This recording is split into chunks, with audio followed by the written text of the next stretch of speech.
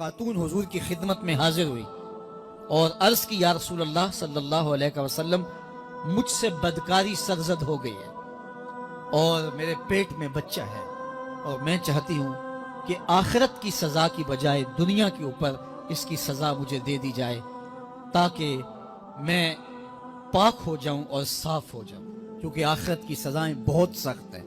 अल्लाह के महबूब अलैहिस्सलाम ने जिब्रील अमीन से एक दिन पूछा था, मुझे जहन्नम के अजाबों का जिक्र सुनाओ। तो अर्ज की, या रसूल अल्लाह सल्लल्लाहु अलैहि वसल्लम, हल्का तरीन अजाब ये है कि जहन्नुमी के पाँव में आग के जूते रखे जाएंगे, बाकी उसके पूरे बदन पे आग नहीं होगी, सिर्फ आग के जूते उसको पहनाए जाएंगे। लेकिन उसकी हिद्दत, गर्मी और शिद्दत इतनी होगी, यगली मिनहुमा दमागुहु, उसकी शिद्दत से उसका दिमाग पिघल कर नाक और कानों के जरिए से बाहर आना शुरू हो जाएगा। ये सबसे हल्के अजाब की कैफियत है। और जो अजाब सख्त है, अल्लाह ताला कुरान मजीद में फरमाता है, सुम्मा ला यमूतु फीहा वला यहया, उस बड़े अजाब का जिक्र किया जो फरमाया उस अजाब की कैफियत ये होगी, बंदा ना जिएगा ना मरेगा। जिएगा इसलिए नहीं कि आगे और पीछे, दाएं और बाएं आग ही आग होगी, तो उस आग में जीना को जीना तो नहीं होगा।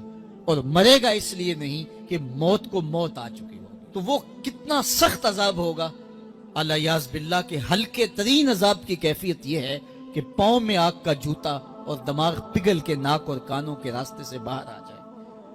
तो उसने अर्ज की, या रसूल अल्लाह सल्लल्लाहु अलैहि वसल्लम, मेरे ऊपर हद जारी कर दीजिए। और उसने कहा कि मेरे पेट में जो है वो बच्चा है।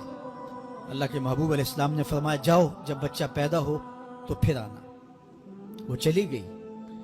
तो जब बच्चा पैदा हुआ तो गोद में उठाए फिर हुजूर की खिदमत में हाजिर हुई और अर्ज की, या रसूलल्लाह, ये है बच्चा जो मैंने गुनाह किया था, बदकारी की थी, आज ये उसकी निशानी है। तो अल्लाह के महबूब अलैहिस्सलाम ने फरमाया कि इसे ले जाओ और इसे दूध पिलाओ, और जब ये कुछ खाने पीने लग जाएगा तो फिर आना। कुछ दिनों के बाद वो दोबारा हाजिर हुई और उसने उस बच्चे के हाथ में रोटी का टुकड़ा दिया हुआ था और अर्ज की, या रसूलल्लाह, देख लीजिए अब ये रोटी खाने लग गया है। अल्लाह अकबर। तो अल्लाह के महबूब ने फरमाया, इन्हें ले जाओ और जाके इन्हें संसार कर दो। उसकी ये हद बनती थी, उसको संसार किया और उसने खुद ये सजा अपने लिए कबूल की। तो ये बात जहन नशीन कीजिए कि ये वो लोग थे कि जिनसे कभी कोई गुनाह सरजद हो जाता तो वो जल्द तौबा करते, और उसकी बड़ी से बड़ी हद और सजा भी होती तो वो भी काटने के लिए तैयार हो जाते। मैं और आप देखें कि हमारी जिंदगी में अगर गुनाह है और हमें सच्ची तौबा की तौफीक भी नसीब नहीं है तो फिर हम सोच लें कि हम कहाँ खड़े हैं। देखिए, अल्लाह दिलों के भेद जानता है। सच्ची तौबा यह है कि जो किए पर नदामत हो और आइंदा ना करने का अज़्म मुसम्मम हो, पक्का इरादा हो कि ये गुनाह जिंदगी में दोबारा नहीं करूंगा। अलग बात है कि फिर दोबारा उससे सरजद हो जाए, लेकिन जब वो तौबा कर रहा हो तो उस वक्त उसका पुख्ता आज़म हो और उसके दिल के किसी कर लेता हूं और फिर हो गया तो फिर कर लूंगा, पक्का आज़म हो कि दोबारा ये गुनाह नहीं करूंगा। और अगर जुबान से तौबा तौबा कर रहा हो और दिल में हो कि ठीक है ये तो सुबह भी मुझसे अमले बद सरजद होना है, तो अल्लाह ताला से ये मजाक करने वाली बात है। और अल्लाह ताला से जो मजाक करता है वो कहाँ खड़ा है वो खुद सोच ले। वो क्या किसी ने कहा था कि तौबा की, फिर तौबा की, फिर तौबा करके तोड़ दी, मेरी इस तौबा पे तौबा, तौबा तौबा कर उठी। तो ऐसी तौबा नहीं है कि जो रस्मन किसी मजलिस में चले गए, किसी इज्तिमा में चले गए तो सब लोगों ने तौबा तौबा की तो वो भी तौबा तौबा करता रहा, लेकिन उसका अज़्म मुसम्मम पुख्ता इरादा नहीं था गुनाहों को छोड़ने का। तो ये तौबा नहीं, ये मजाक है।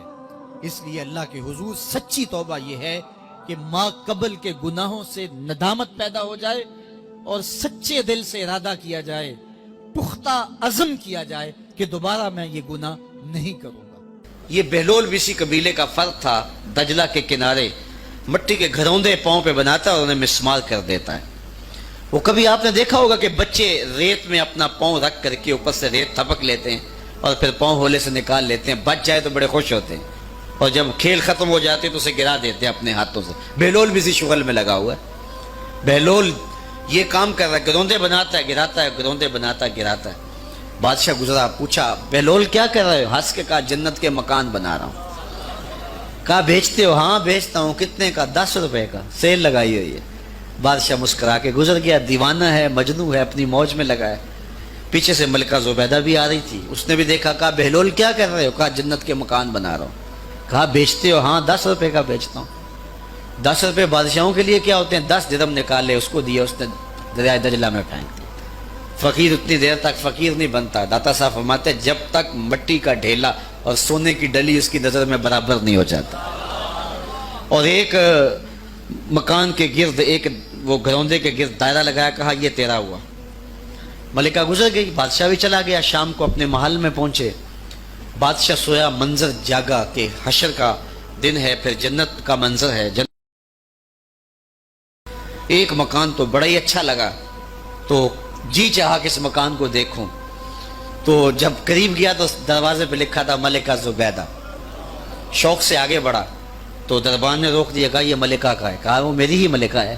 کہا دنیا کے ضابطے اور ہیں، آخرت کے ضابطے اور ہیں۔ بادشاہ کی آنکھ کھل گئی، بے چین ہو گیا، ملکہ کو بیدار کیا، کہا تو کون سا نیک عمل کیا ہے؟ میں نے جنت میں تیرا یوں مال دیکھا ہے۔ ملکہ کہنے لگی وہی معمول کی نمازیں، وہی سب کچھ، کوئی نیا کام تو میں نے کیا نہیں۔ ہاں یاد آیا، کل گزر رہی تھی، دجلہ کا کنارہ تھا، وہ جسے لوگ مجذوب کہتے ہیں، وہ جو دیوانہ کہلاتا ہے، وہ بہلول، وہ جنت کے محل کہتا تھا، وہ بنا رہا تھا۔ میں نے کہا چلو کوئی بات نہیں، فقیر ہے، 10 روپے کیا ہوتے ہیں؟ تو میں نے 10 روپے کا ایک محل خریدا تھا۔ بادشاہ سر پکڑ کے بیٹھ گیا، وہ تو مجھے بھی کہتا تھا۔ میں دیوانے کی بات سمجھ کے گزر گیا۔ اگلے دن بادشاہ قصدن گزرا۔ جب قصدن گزرا نا تو دل دھڑک رہا تھا کہ کہیں مجذوب پھر آج مل جائے اور اسی موج میں ہو تو کام بن جائے۔ دیکھا تو بہلول وہاں بیٹھا ہوا ہے، آگے بڑھ کے دیکھا تو کام بھی وہی۔ بادشاہ پھر رک گیا، پوچھا اب بہلول کیا کر رہے ہو؟ اب دل دھڑک رہا تھا کہ مجذوب ہے، کوئی اور بات کہہ دے تو چلو اچھا ہو کہ وہی جواب دے دے۔ اس نے وہی جواب دیا، جنت کے محل بنا رہا ہوں۔ بادشاہ کا کچھ دل ٹھہرا، پھر کہا اچھا بیچتے بھی ہو؟ ہاں ہاں بیچنے کے لیے بنا رہا ہوں۔ بادشاہ ادھر جیب میں ہاتھ ڈال رہا ہے اور ادھر پوچھ رہا ہے کتنے کا؟ کہا آدھی حکومت لگے گی۔ کہا کل تو 10 روپے کے بتا رہے تھے۔ کہا کل تم نے دیکھا نہیں تھا، آج سودا دیکھ کے لے رہے ہو۔ اللہ تعالیٰ ارشاد فرماتا ہے انما تنذر من اتبع الذکر وخشی الرحمن بالغیب، جو ان ڈٹھے سودے کرتے ہیں، جو بغیر دیکھ کے کرتے ہیں۔ اچھا چلو ایک خوشخبری میں آپ کو بھی سناؤں، اور وہ خوشخبری رسول اللہ کی زبان سے۔ حضور نے فرمایا طوبی لمن رآنی وآمن بی وطوبی 7 مرات من لم یرانی وآمن بی۔ فرمایا صحابہ تمہیں مبارک ہو ایمان کی کہ تم نے مجھے دیکھا اور میرے اوپر ایمان لائے، اور کہا انہیں 7 مبارکیں ہوں جنہوں نے مجھے دیکھا بھی نہیں ہوگا اور پھر بھی ایمان لائیں گے۔ انما تنذر من اتبع الذکر وخشی الرحمن بالغیب فبشرہ بمغفرۃ واجر کریم۔ بڑی عزت والے اجر کی اور خوشخبری بھی۔ تو جس اجر کو میرا رب بھی کریم کہہ رہا ہے وہ اجر کیسا ہوگا؟ تو یہاں تو لہجہ دم توڑتا ہے اور الفاظ ساتھ نہیں دیتے کہ اجر کریم کی کیا تعریف کریں جس اجر کو میرے رب نے بھی کریم کی صفت سے موصوف کر دیا ہے۔ کریم علیہ السلام نے ارشاد فرمایا سن لو تمہارا رب ایک ہے، تمہارا باپ آدم ایک ہے۔ لا فضل لعربی علی عجمی، کسی عربی کو اجمی پر کوئی فضیلت نہیں ہے، اور کسی اجمی کو کسی عربی پر کوئی فضیلت نہیں ہے۔ کسی گورے کو کالے پر، کسی کالے کو گورے پر کوئی فضیلت نہیں۔ فضیلت کا معیار صرف تقوی ہے۔ ہمارے آج بھی ہندوانہ رسمیں ختم نہیں ہو رہی۔ دولت کی تقسیم پر، امیر غریب کی بنیاد پر اس معاشرے میں تقسیم موجود ہے۔